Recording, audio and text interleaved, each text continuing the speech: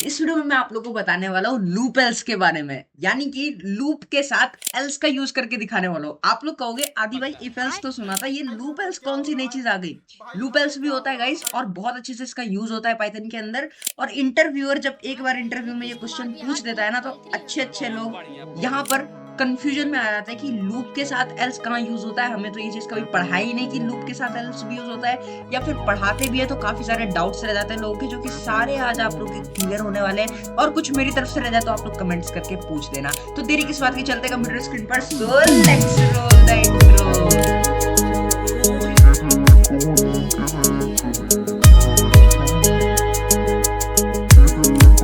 तो गाइस जैसा कि आप लोग देख सकते हो, मैं यहाँ पर अपनी कंप्यूटर स्क्रीन पर आ गया हूँ और आप लोग देखो यहाँ पर मेरा VS कोड ओपन है और यहाँ पर एक फोल्डर बना हुआ है work25 लूप एल्स के नाम से। इसके अंदर दो फाइल्स है, readme.md जिसका कि आप लोग प्रीव्यू देख रहे हो, main.py जिसमें हम लोग प्रैक्टिकल देखेंगे। तो मैं main.py को भी खोल लेता हूँ और दोनों फाइल्स को ना साइड बाय साइड रखेंगे। ठीक है, ये देखने में अच्छा दिखता है और चीजें साइड बाय साइड क्लियर भी रहेंगी। तो यहाँ पर साइज इंक्रीज कर लेता हूँ ताकि आप लोगों को चीजें अच्छे से दिखे। तो अब सबसे पहले देखो loop with else in Python, इसकी छोटी सी डेफिनेशन देखो। The L's clause is executed when the loop completes normally. This is a unique feature in Python that can be used with both for and while loops. ठीक है, अब देखो क्या होता है। एल्स क्लॉज जो होता है ना, लूप के साथ जो एल्स यूज होता है वो तभी एग्जीक्यूट होता है जब लूप नॉर्मली खत्म होता है। ठीक है, ये अभी आप लोगों को समझ में नहीं आया, कोई बात नहीं, अच्छे से समझ जाओगे, आप लोग समझ जाओगे। ये डेफिनेशन उन लोगों के लिए जिनको एग्जाम में लिखना होता है। ठीक है, this is a unique feature in Python that can be use with both. ये यूनिक फीचर है पाइथन का जो कि बोथ में यूज हो जाता है, फॉर और वाइल दोनों में यूज हो जाता है। ठीक है, इंटरव्यू के लिए भी आप लोग इस डेफिनेशन को याद कर सकते हो।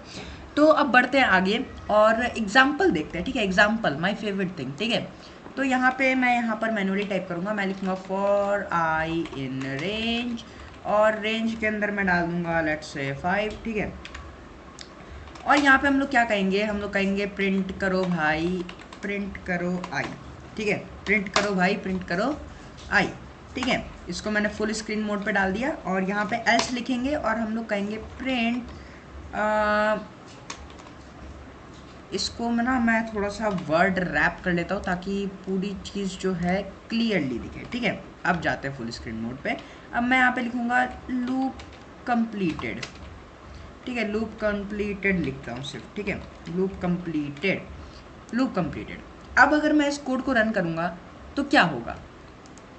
अब फॉर लूप का तो हम सबको पता है, फॉर लूप जब चलता है तो भाई 5 रेंज है तो 0 से लेके 4 तक प्रिंट होना है, हम सबको पता है। 0 से लेके 4 तक प्रिंट हुआ और फिर उसके बाद ये एल्स चला। एल्स में लूप कंप्लीटेड था, लूप कंप्लीटेड भी प्रिंट हुआ। ये काफ़ी आसान है ना, बहुत आसान है, मुझे भी ऐसा ही लगा था। अब इसको एक बार वाइल के साथ भी देख लेते हैं और आसान लगेगा। While i is greater than 10 print i plus 1 and last else loop completed, while loop completed. Okay, ये भी आसानी से चल जाएगा। हमें 10 तक चलाना है ना आई को, तो आई हमें डिक्लेयर भी तो करना पड़ेगा। आई हमने डिक्लेयर नहीं किया तो हम यहाँ पे आई को डिक्लेयर कर देते हैं, I is equals to 0 and ये लूप आराम से अब चलेगा। तो इसको मैं रन करता हूँ और आप लोग देखो ये चल रहा है। सबसे पहले मेरा फॉर लूप कंप्लीट हुआ, उसके बाद 0 से लेकर के 9 तक हमारा वाइल लूप चला और वाइल लूप भी कंप्लीट हो गया। ये बच्चों को भी आता है। ठीक है, तो ये तो कंप्लीट हो गया। अब आप लोग कहोगे ये एल्स जो हमारा चल रहा है ये तो हर बार चल रहा है। ठीक है, तो हर बार नहीं चलता एल्स। एल्स तभी चलता है जब लूप हमारा नॉर्मली कंप्लीट होता है। अब इसका क्या मतलब है वो आप लोग अब समझोगे।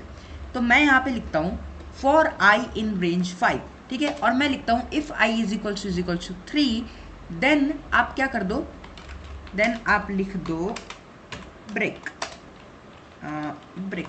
ठीक है, अब इसके बाद मैं देता हूँ प्रिंट आई नीचे ताकि मेरा आई प्रिंट होता रहे अगर आई 3 नहीं है तो मैं यहाँ पर प्रिंट आई भी लिख दूंगा और इसके नीचे आकर के मैं लिखूंगा एल्स, और एल्स के अंदर मैं दूंगा, एल्स के अंदर मैं क्या दूंगा, प्रिंट लिखता हूँ और मैं यहाँ पे लिखूंगा लेट्स से हेलो। ठीक है, हेलो लिख देता हूँ, हेलो लिख देता हूँ। तो आप लोग देखो लास्ट वाला जो मेरा लूप है ना, इसके साथ हेलो प्रिंट नहीं हुआ। 0 1 2 3 तक ये चला, 3 आया, जैसे ही 3 आया उसके लिए कुछ नहीं हुआ, वो ब्रेक हो गया लूप। उसके बाद एल्स तो चलना चाहिए था, नहीं।